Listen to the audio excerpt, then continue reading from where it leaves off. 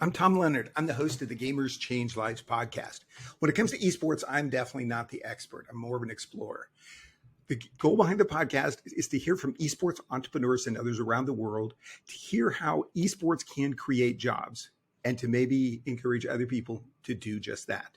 Our tagline is play games, create jobs, change lives. In season 2, which we're just starting out, our theme is follow the money. And today I'm really honored to have Sidick Bakayoko from the Ivory Coast. I call it Ivory Coast because I can pronounce that part. He's the founder and CEO at Paradise Game. Welcome, Sidick. Thank you. How are you? Good. So where are you speaking from today? Right now, I'm currently in my office based in Abidjan, Côte d'Ivoire, Ivory Coast. Is that where you spend most of your time? Yes, indeed. We're based here. I was born and raised here, and I live here with my family. Got it. So can you talk a little bit about what got you into games and esports? I mean, it's one of those things that, people go back to, oh, my dad had a PS1 sort of thing. It's always an interesting story how people got into games and then also into esports. So how did it happen for you?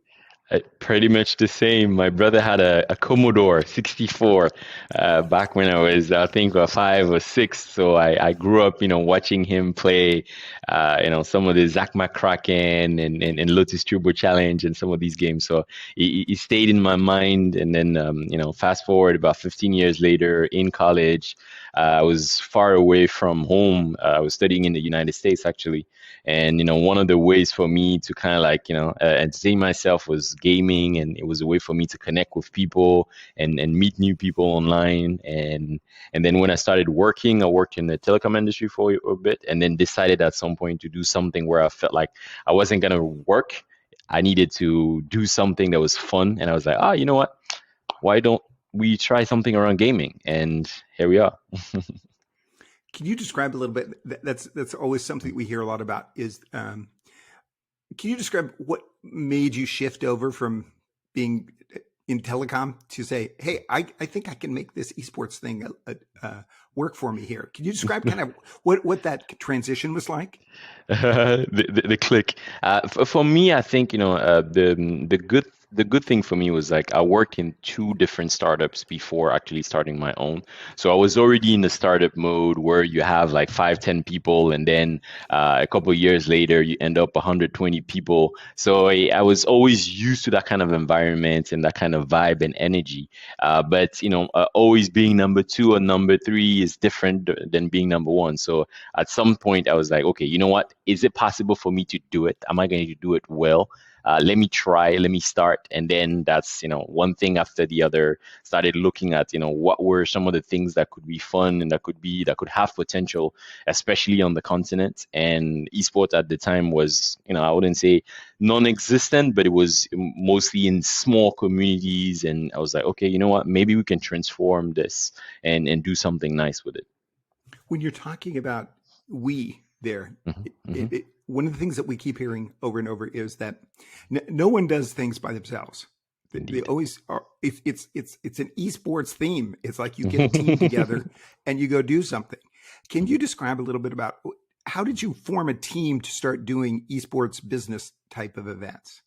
It started out with a lot of young guys who were playing games. Like we started out with participating in tournaments, and then in those tournaments we saw people, we met them, we interacted, and we're like, okay, you know what? We're working on a project. We think you can help us. Come join us. You play well at FIFA. You play well at Tekken. You play well at Street Fighter. And then that's when we started having one person, and then another, and then another, and then we developed their skills. We taught them how to do project management, how to organize an event, how to run a project. So it was really like a step-by-step thing, all the way up to having a team of like more than 50. And there's no game plan, is there? It's not like there's not a roadmap out there. It's like, indeed, this is the way that it's always been done. It's always been done. So, which is great. Can you talk a little bit about Paradise Game? What it is that you're doing there? What it is that the company is doing? Perfect. I mean, Paradise Games started out with this crazy idea that we wanted to transform the whole gaming industry and the whole entertainment industry on the continent. And we figured in order for us to start, we need a major event. We need to create that platform where everybody can come and join, participate in esport tournaments. The best players will come. So we started up with events. Our flagship event is called FEJA, which is an event that attracts people from coming from more than 10 countries. And then once we started doing the events, it was great, but it lasted 2 days. We took a whole year to plan it, and then after 2 days, it's done. So we're like, okay, we need to be doing more things where we can stay in touch with the community. So we started out working on this idea of creating a game center, and then after the game center, we're like, okay, you know what? We need to start attracting more people around video games and esports. Why don't we launch a TV show?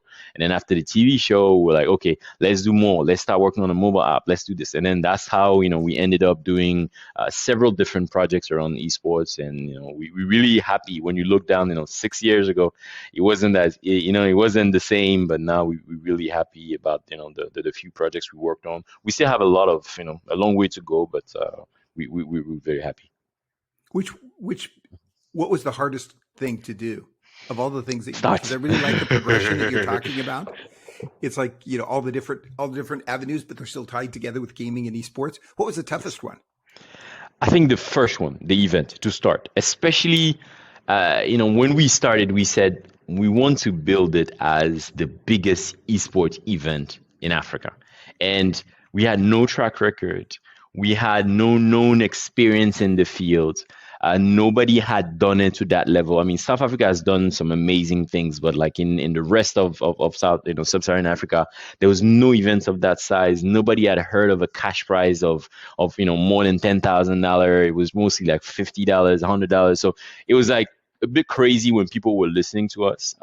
So I think that was probably the hardest, making sure people understood and believed in our project was the hardest. But I think once we did it, in our own mind, it was like, you know what, it's possible. If we're able to do it the first time, that means we can do it another time. That means we can do more things. Even if people tell us, I still remember a meeting that I had. I can't remember which big event it was, but I remember meeting one of the big game editor, and we're talking, and I was very passionate about what I was talking about, and I was like, yeah, Africa is the next big thing.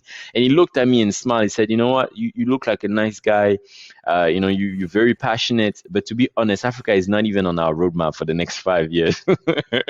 So thanks for coming, but sorry. I think it was at Gamescom. Yeah. So it was, that struck me a bit. It was like, but you know what? We kept going, we kept pushing, and we're happy to see now that things are changing. So that was at Gamescom a few years ago. Yes, I think 2017 or 2018. Yeah. No, that's interesting because it's like you kind of took that as a challenge, probably. Indeed. We can put Africa on the map. Yes, on the map. How many attendees do you have at FEJA? FEJA, before COVID, there was a year where we passed the 20,000 mark. Coming from 10 plus countries, but unfortunately with COVID, we got hit pretty bad. So now we're trying to rebuild. People are now getting more and more used to it. But like before, there used to be like, between 50. I mean, I think 1 year we brought like 50 players. That's not even considering the people who came on their own and stuff like that. So, we still have, that shows that there is potential, and there's a lot of people who are interested in esports events. And, we need to find ways to bridge the gap between the players and the events, and making sure that as many people as possible can attend those events. What kind of genres were did people be able to participate in at FEJA? Because here in the US, we have Comic-Cons, which are, are entertainment based and comics based, but really aren't gaming. It's like you go down to San Diego Comic-Con, which is just a great event, but you don't find there's a little bit of esports there. There's a little bit of games, but nothing really significant. And that doesn't seem to change. It sounds like at FEJA, maybe you had more different genres there for people to participate in. Am I right?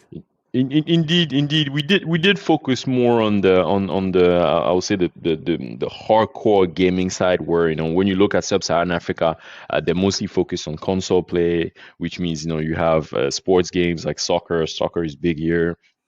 You have fighting games, Tekken, Street Fighter, and some of those. I would say we initially started with those, and then as we grew, we eventually opened up to more mobile games and more games like that with Fortnite and some of these games. Beyond gaming, we did add a couple of things, including like free play, discovering what was there, a little bit of cosplay. But I'll say for now, the majority of people come in because of the tournaments and the esport component. Where did you find financing to do something like that the first time? Because one of the things when you're describing, it's like we had no track record, we had no business out there doing this sort of thing. Because I've been in that exact spot with trying to do Comic-Con sort of events here in the U.S. It's like so hard to get people to talk to us because they're like, "Well, you've never done anything before." It's like, okay, so how did you do it? How were you able to get funding for it? Funding. I mean, there's two parts of it. Like the first part, before we did the big FEJA, we did a smaller event. And for the first event, it was my savings from 10 years worth of work. It was us doing a lot of small activations during concerts and getting $500 here, $1,000 here, and then a lot of the consoles and equipments were rented and brought by friends. So that was how we did our first event. And based on that, when people saw that it was great. Can I just ask how many people went to that first event? Oh, to that first event, we passed the 3,000 mark because we did it during.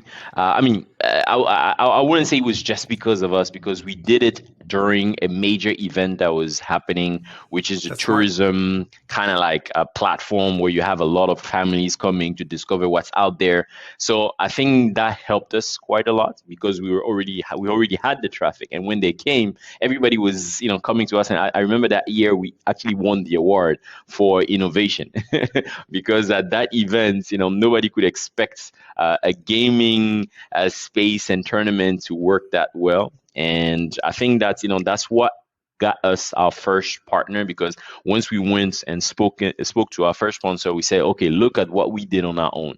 If you come with us, we can do bigger and better things. Yes, we're going to get to sponsorship in a minute. Yes, because I've got tons of questions there. So no, it sounds like I didn't mean to interrupt you talking about the journey from the smaller events to the bigger events. So did you jump immediately to the larger events? Yes. I mean, as soon as we finished the first event, for us, we had the big event in mind, but it was like, is it possible? Are we sure that this is going to work? So we did the first event kind of like, you know what, let's do it. We had 3 weeks. I think we got into the first conversation with them less than a month. And then we're like, you know what, give us a space. We want to do it.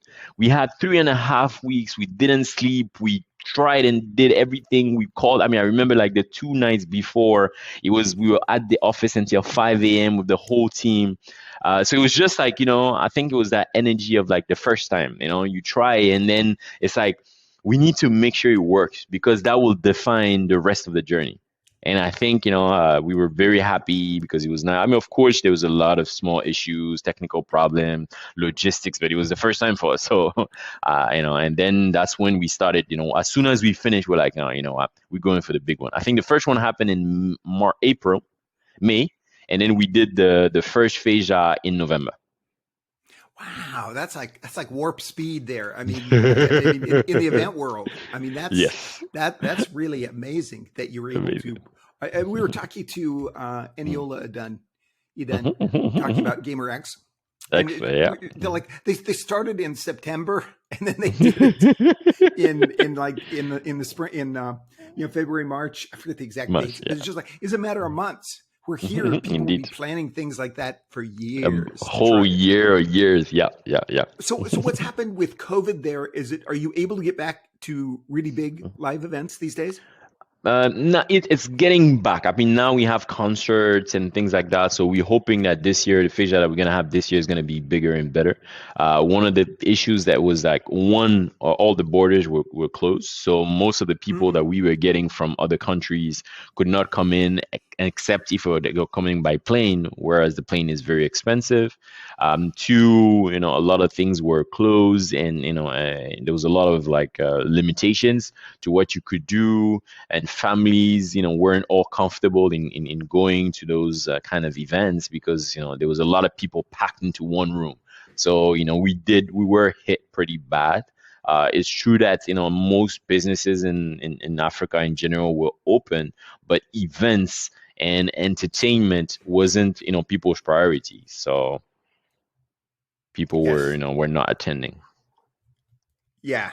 Yeah. I mean, it's a lot the same here as far as things were. I mean, in person events were just not done there Done. for months at a time, and it's just like, okay. I mean, but now that they're starting to come back in a lot more detail. So, I want to talk a little bit about your when you mentioned gaming and ed tech Hmm. facilities when you're Yes. talking about esports venues. And Hmm. I don't think we talked to very many people about their first introduction to games that they don't mention the word arcades. I mean, it's just like that anywhere in the world. I mean, Yes. that's part of the history there. History. And so, could you talk a little bit about what it is that you're creating there, and what hole did you see that needed to be filled? Mhm. I must admit that, like from the get-go, I mean, it's probably because of my personal history. Like when I got to the States and I started, I was in university. The first Oh, job that I sorry. did was to Where were teach. you? Sorry, I'll not interrupt you any more than I really need to. Where did you go to school here in the U.S.? In New York, New York Tech, New York Institute of Technology. It was right in Manhattan. Yeah. Oh man, that's great. Good for you. Thank you. And when I think when I go back to my own history, when I was in school, the first job that I did was tutoring, and I remember that I enjoyed it very much because I don't know. Probably because it was fun or it was something that I liked doing, but it stuck in my mind that education was something cool. And I don't know, maybe in a different life I would have wanted to be a professor or something. So it did stay in my mind somewhere. And when I started working, I was always trying to find a way to give back to the community in terms of education, in terms of schools, in terms of doing something with them. And when I started my own company, I was like, okay, you know what, it needs to be part of the DNA of this company. We need to be able to do something around education. And as we're, started doing the projects one, two, three, and then eventually we were like, you know what, our mandate is to entertain, educate, and empower. And that's where it all started. And then once we built the gaming center, we're like, you know what? With this gaming center, you can't just be just come and play and entertain yourself. You need to find a way to give people something that they could take and tomorrow go behind the curtain and start working in this field. And how they're gonna come and start working in this field is if they understand it, if they know how to how to make it work. If you're talking about creating games, then you need to know how to develop a game. Then it means that you need to understand technology. And then how do you understand technology? You need to be trained and you need to be coached for it. So, one thing after the other, that's what we're like, you know what? Our gaming center will be, a big space where people can come and play, but we'll have a space dedicated to, training or having sessions or helping people develop their technical skills. That's great because so much of esports and gaming, people just think of it as a streamer, as the player, and there's Indeed. not as much of a concept of all the jobs that can be included in esports. And that's one of the things that's really good to hear you talking about. You're giving people ideas and thoughts and training on other jobs that they can bring to esports. Is there one particular success story that comes to mind Mhm. that of someone that came out of your ed tech program? Um, no, right now I would say most of the people that came through the program were early stage, so people who were just discovering it, so they're really feeling happy about it, and like, um, let me see if I could think of something particular. There's nothing that comes to my mind that stood out, but I still remember, people's faces, like how when Yep. you go through it and then there's yeah, those faces I have many in my mind. Good. So how many people participate in those? And those, we probably passed the 200 mark because we do it small groups and then we did it over time. Yeah, probably more than 200. Ah, oh, that's great. How did you fund those events, those facilities? Because one of the things we talked to a lot of people, and they're like, they want to create an event, a venue, an Hmm. esports center, and you're Hmm. talking about a whole different amount of money than what it Hmm. is when you're like doing an event. FEJA, Hmm. that takes a certain amount of money, but boy, just buying the Hmm. consoles can add up really, really Hmm. quick. So how did you finance Indeed. that? It was a combination. One, there was Abidjan. You have several parts of the city. You have the nice part, where you have the nice suburbs and stuff like that, and then you have the more populous areas where most of the time you have people who are not necessarily who do not necessarily have the highest amount of money. So there's one area like that where there wasn't any shopping center. And there was one person that I know who was working on developing a project around building a shopping center in that area. So a lot of people were like, "This is never gonna work. How can you? I mean, those people don't have money. How are you gonna go and build a shopping center there?" But he believed in this project. He run it, and today I can tell you it's a huge success. And as he was working on it, I was like, you know what? I like the project that you're working on, and I think it matches with what we're trying to do because a gaming center today, I mean, a shopping center today attracts families, primarily because of the entertainment parts, and two, of course, shopping. So if we join forces, there's definitely something nice that we can do for that neighborhood. And so he believed in the project, so we struck a deal where they helped us a lot in terms of securing the location or delaying some of the payments, helping us for some of the constructions. So, that was instrumental in us having it. But I remember once we opened the center is like 1,200 square meters, so it's pretty big.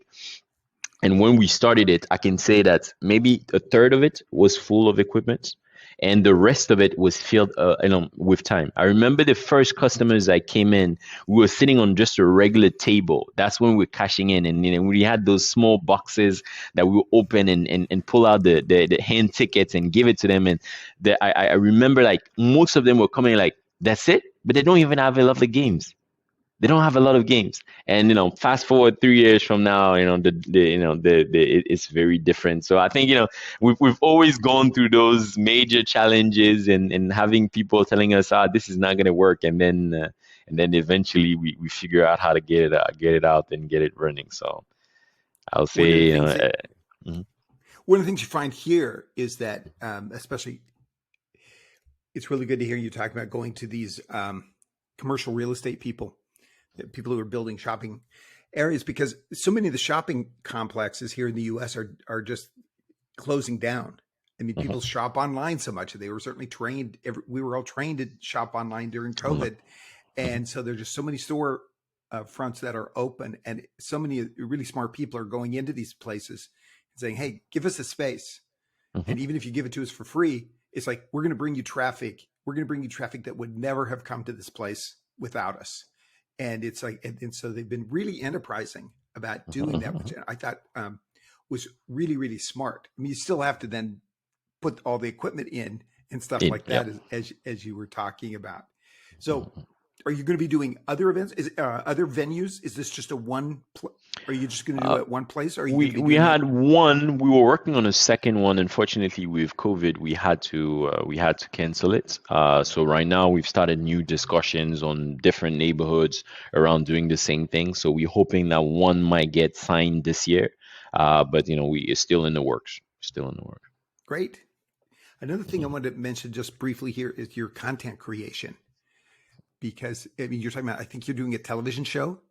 Yes. So could you talk about? I really liked at the beginning when you were describing how Paradise game, how it developed from this to this to this to this, and you're taking what you learned from the previous activity into other areas, is what I was hearing there. And I really like that you're talking about, okay, you're creating all this content, so why don't Mhm. you figure out what to do with all this content? Can you describe a Mhm. little more about what you're doing with content creation there at Paradise Game?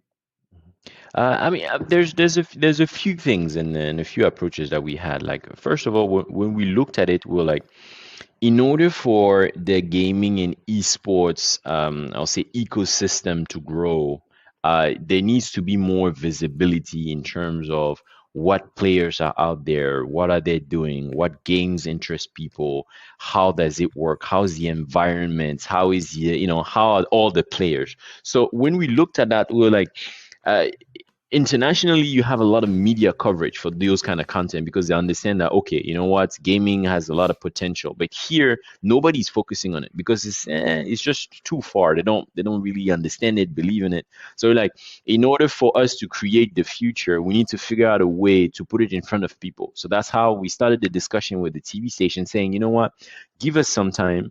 We'll do a show where we'll introduce gaming to people. We'll show them the right events. We'll show them who are developing games. We'll show them that, that behind gaming there's some good to it. People can create jobs, can change their lives. And we are lucky because the director at the time was really switched on and we're like, you know what, it seems like it's working well internationally. My son plays games, let's try it, let's see what happens. And that's when we got the opportunity. So this one was really more, how can we sensitize people, how can we make sure people understand that there is a gaming potential here in the continent, and people should spend more time or should have more interest in it. And then as we start, when we started it, we're very happy with the return. And then we're like, okay, you know what? We've done this. This is great for the players, but mostly for the families, the sponsors, and all of that. But how can we talk to the players themselves? And players, they're interested in what? They're interested in gaming. They're interested in playing. They're interested in tournaments, in competition. So we're like, okay, if we want to be able to talk to them, we need to figure out how to make sure that most of the best events, tournaments, and challenges are in front of them. So that's when we got into streaming. We started doing challenges online, challenges between the best players, the best communities. Now we're doing between the best countries. Like right now on Street Fighter, we have a challenge where we have people from Morocco, from Algeria, from Côte d'Ivoire, from Gabon, and it's like it creates that excitement because one, they can see themselves playing. Two, they can see and measure themselves between them and some of the people from the neighboring countries.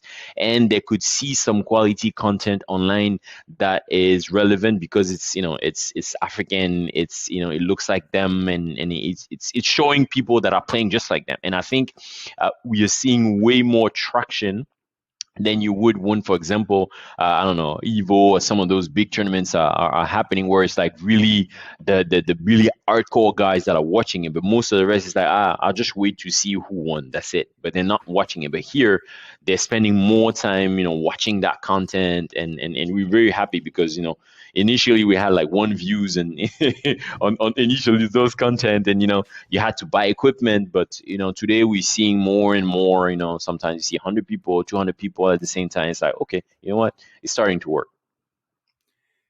One of the things that's always important to remember, and I think you understand it very well, is that esports is entertainment.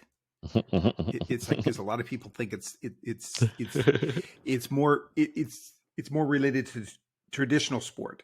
A lot of people, they kind of put it in that it's a sport, and really it's entertainment because it's on a screen out there. Screen, indeed. I want to talk a little bit about partnerships, about sponsorships, because you were talking about that a little bit earlier. And every single esports entrepreneur around the world is like, how do I find sponsors? How do I find sponsors? Yeah, how do I find that? And you've come across some really good ones. There's some like NBA, Visa, Orange. Or do you pronounce it Orange? Orange, yeah, indeed. It's like because that's telecom, right? Telecom, yeah, it's one of the biggest telecom. And MTV is MTN. MTN telecom. Is one of the big ones. Yep, one of the biggest telecom. Yeah, and I just for those of us who aren't as familiar with those, but so you've been working with some really, really big brands there. Can you describe how you were able to create these partnerships?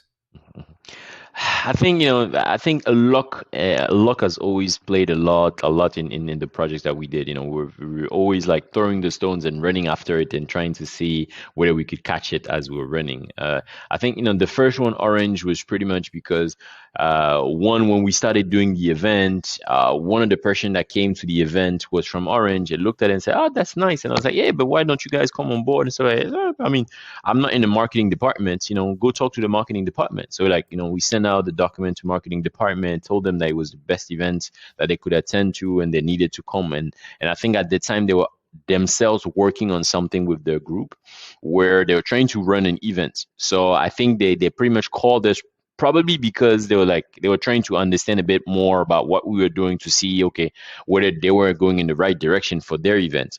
And when we went to the event, so we tell them, everything was locked, everything was done, we were ready to launch and stuff like that, but we had no sponsor.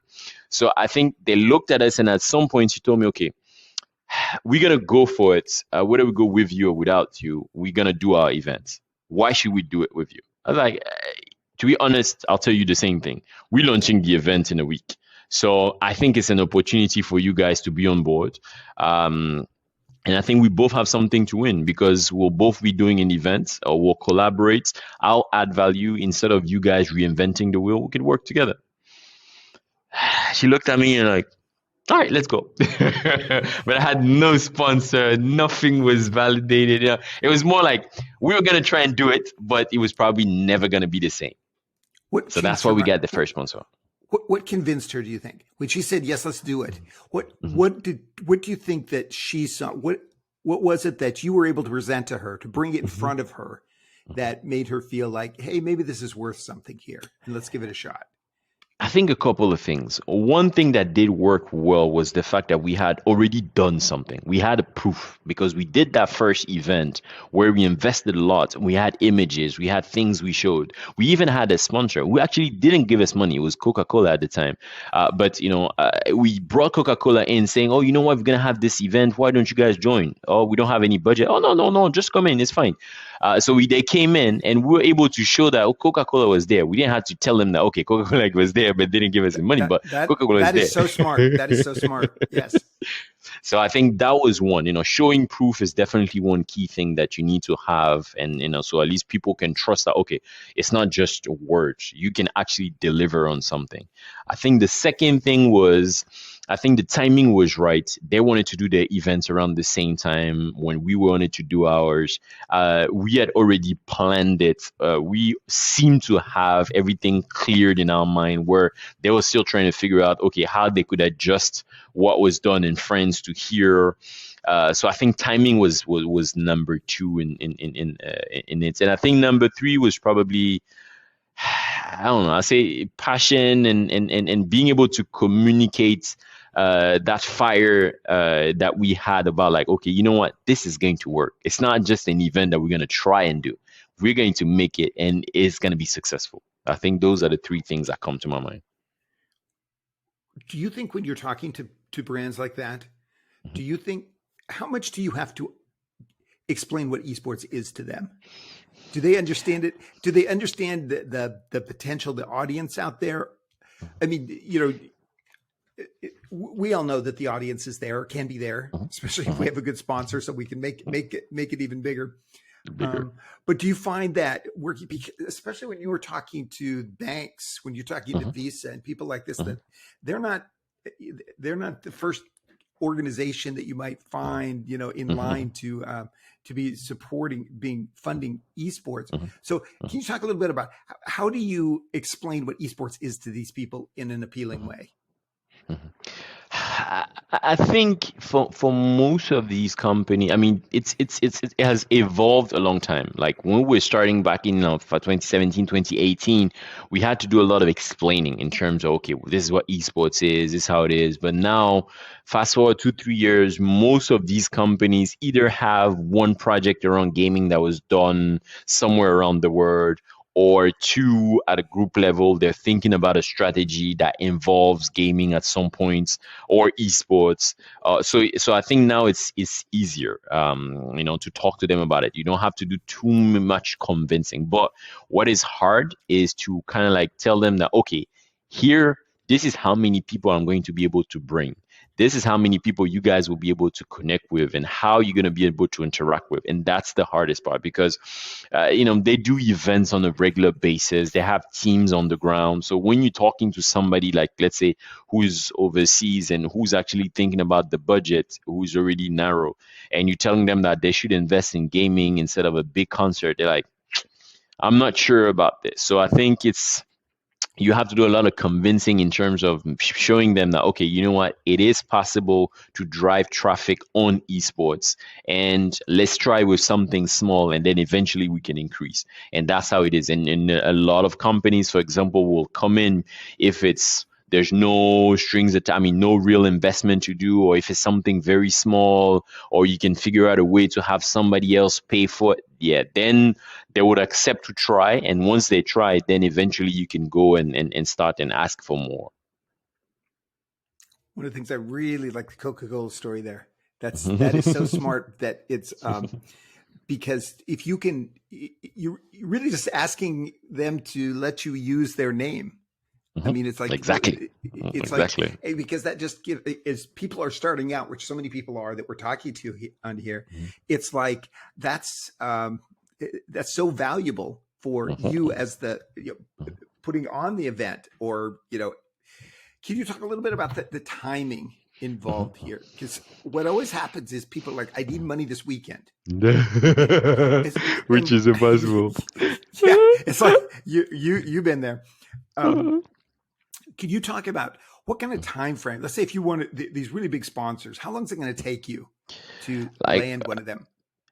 I would say the good average will be a year, because most of the time they do the budgets like 3, sometimes 5 months before the end of the year. So actually, if you trying to look at sponsorship for October 2023, you have to start negotiating it in August 2022, because they have to include it in their budget so that you can eventually get a portion of it. Sometimes you can get lucky.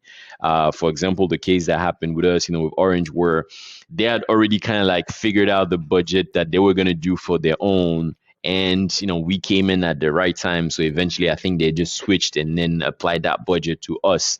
But this is rare. Most of the companies, you need to make sure that it's inserted in the budget, except if you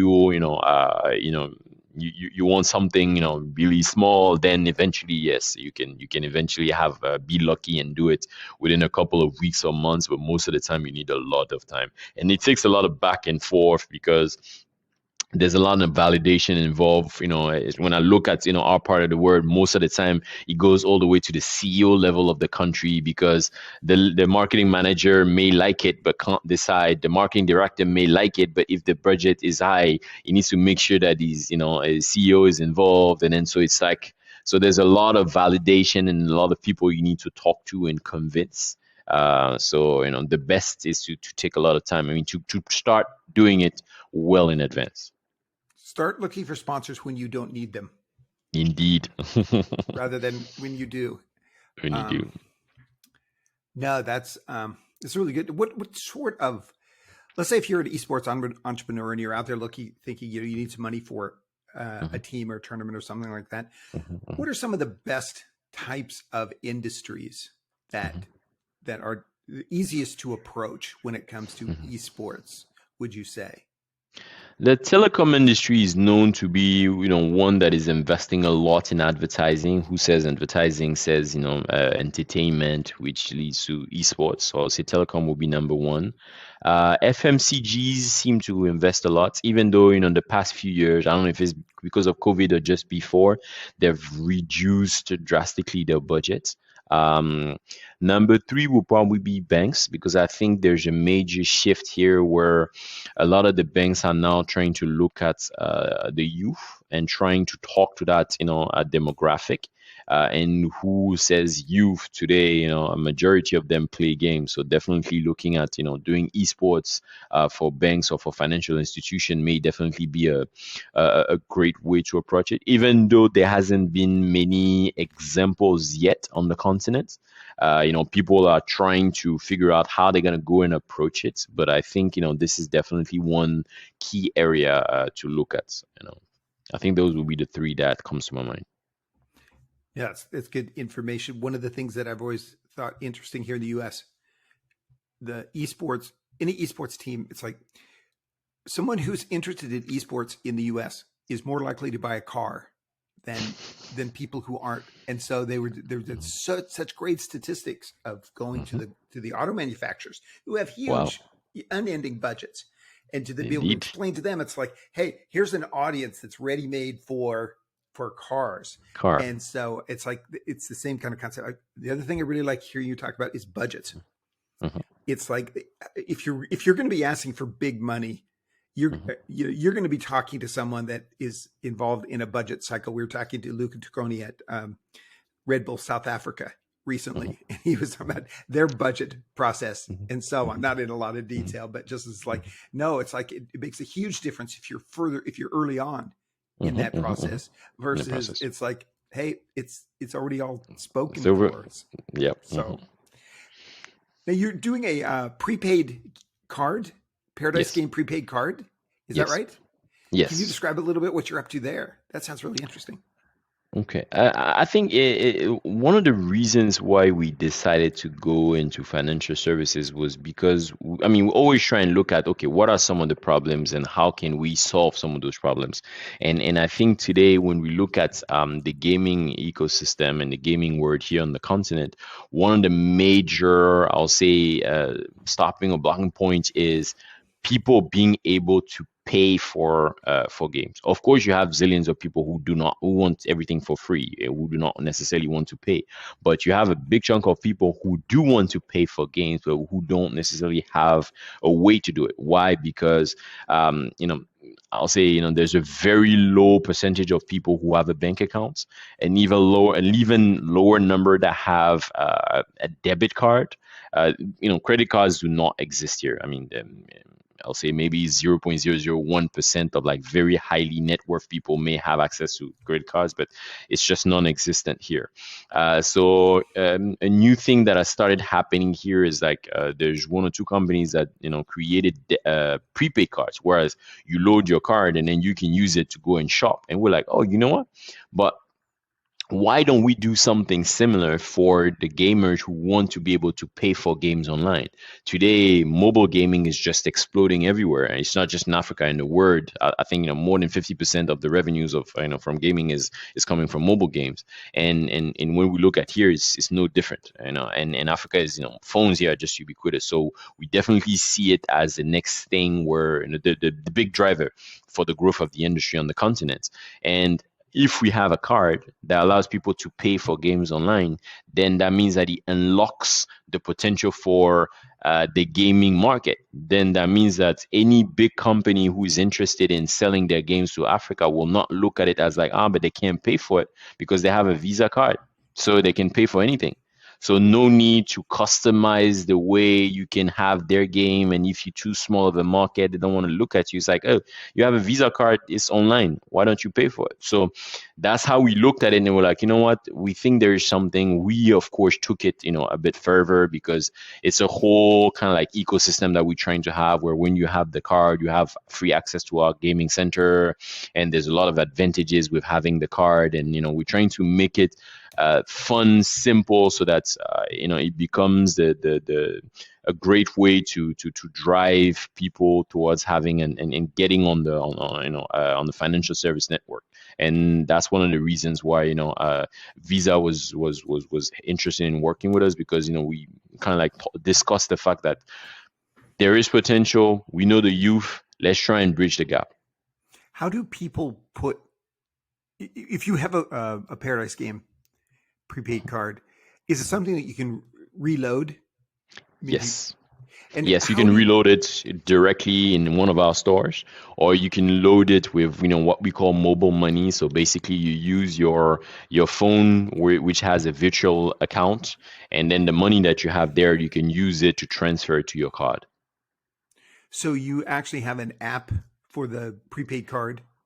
Indeed. We're launching the app next month. Yeah. So really what the prepaid card is, it's an app that people can put money into and then pay for. There's two parts of it. There's like the actual physical card, which may look like your traditional debit card. The only difference is instead of having a regular bank account behind it, it's just a virtual account that allows you to make transactions on the Visa network. And then you have the virtual card, which, as you said, is embarked on a mobile app, and that you can use as if it was just a regular card, but it's on an app. And we have the two. We have the physical card that we've launched, and now we're launching the virtual one. Do prepaid cards like that do they make money by taking a percentage of Yes, the amount that's loaded on the card that's loaded. Indeed, to cover their costs? the cost. Yes. No, 'cause So it's it's this small margin, but the idea is if you get the volume, then it can make a difference. And for us, as trying to build a bridge between Africa and the continent, it's like you need to have a way to pay for it, because when you're talking to people about esports, the first thing that they tell you is, okay, but how do I sell my games? I don't just want to, for example, if you talk to game editors, like, okay, of course, if I help you in finance and esport tournaments, for you it makes sense, but why does it make sense to me if I can sell my games there? So that's what led us to thinking, okay, if we want them to look at esports differently, we need to be able to tell them that it is possible to sell the game. And since it's possible to sell online, once you introduce a card, they can, people can pay for it. Then you unlock that problem, and then you're telling them, oh, listen, they can pay for it. They have a Visa card now, so let's activate. These are the kinds of stories that are so interesting because it's things people here would never even think of.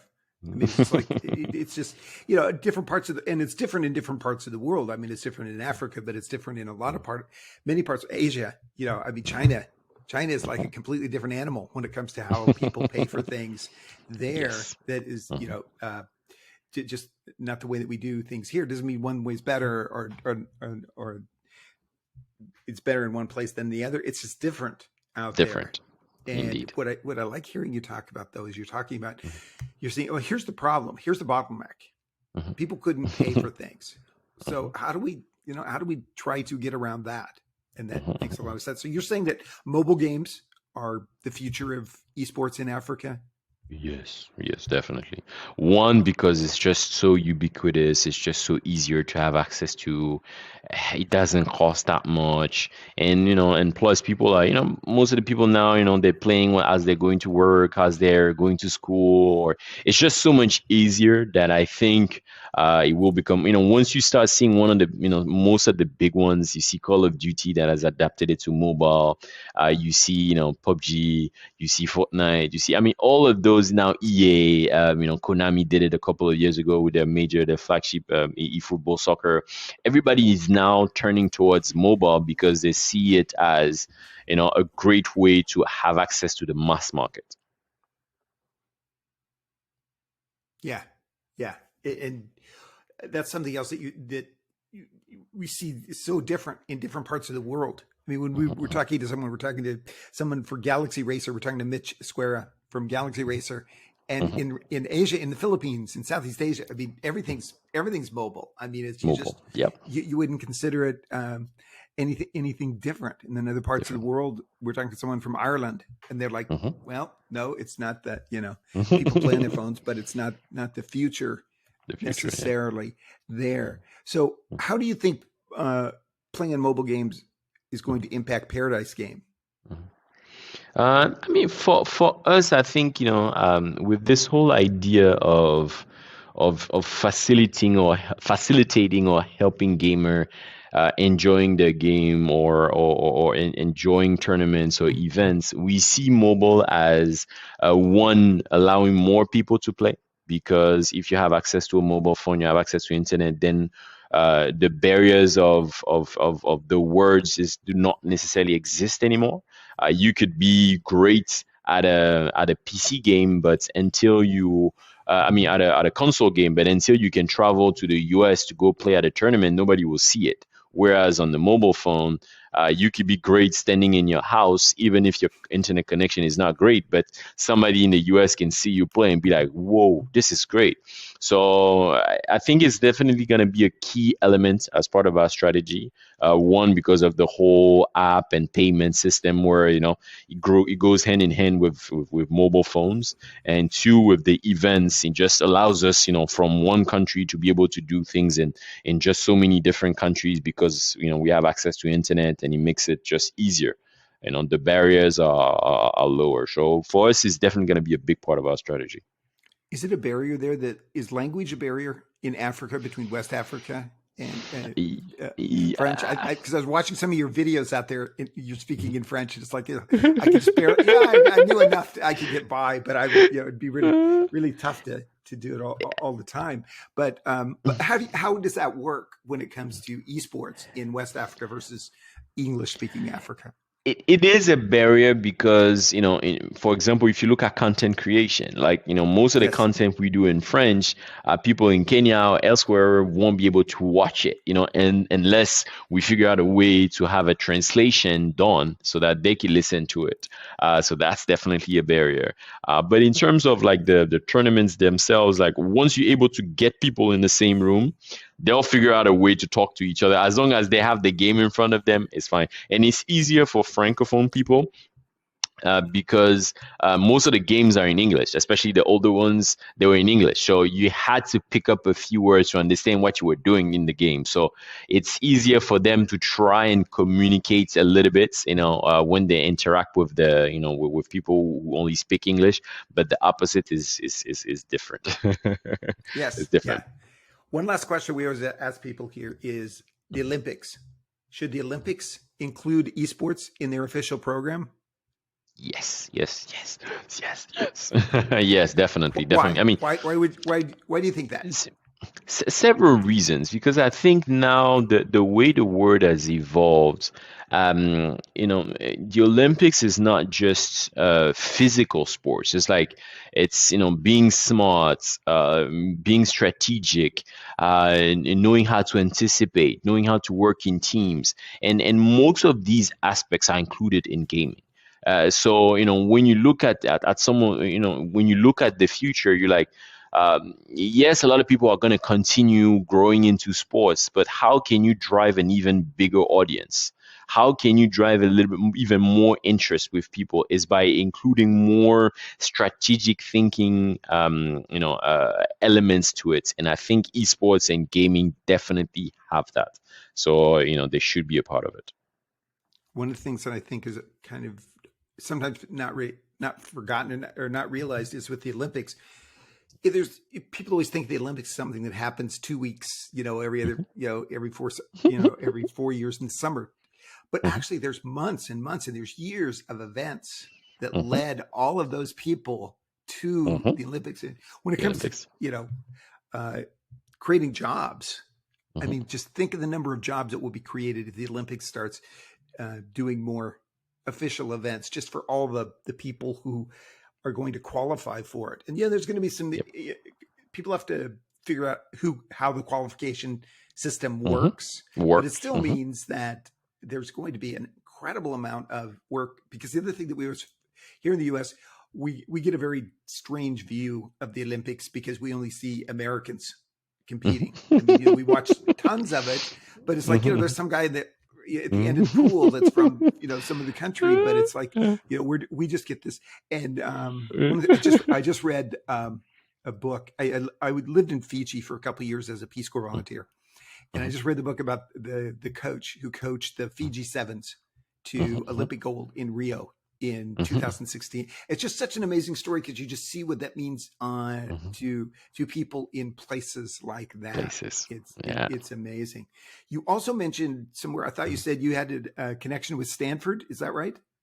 Yes, indeed. I was part of a program that's called Stanford Seed. It's basically a program that they have where they try and identify, entrepreneurs with high potential. It's like a mini MBA that you do, and they help you and support you. So we've got a lot of help from them. Actually, this summer I have 2 interns from there, that came in and worked on some of our projects. And there's a big network of us, from several countries. We interact with each other, we help each other. So yeah, it's been I've been part of that program for at least like six years or more, actually.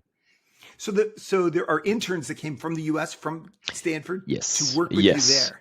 Yes, on gaming for the summer. That's great, because I went to Stanford years and years ago. I mean, before you were born. But my summer experience was I found this person who was working for USAID in Thailand, who was there at Stanford. I said, "Can I come work for you for the summer?" And she said, "Yeah, let's make it work." Yeah. So I spent a summer in Thailand doing that kind of thing. And so you're getting people to go to Africa. That is so good. Yeah, Stanford. That's an interesting program there. Yes. Say, I need to not take your whole night here. I just really appreciate you taking time here to talk about Uh, what's going on in your world in Africa and also what's happening at Paradise Games. So where can people find you online? I'm on LinkedIn. It's probably the best way to reach me. I'm also on Twitter. Those are the two channels, and email, of course, is all those three are definitely great ways to get access to me. You just type in Sidick Bakayoko and they'll find me. Great. Hey, again, thanks for your time. And this is the Gamers Change Lives podcast. Play games, create jobs, change lives. Talk to you in the next episode. Thank you.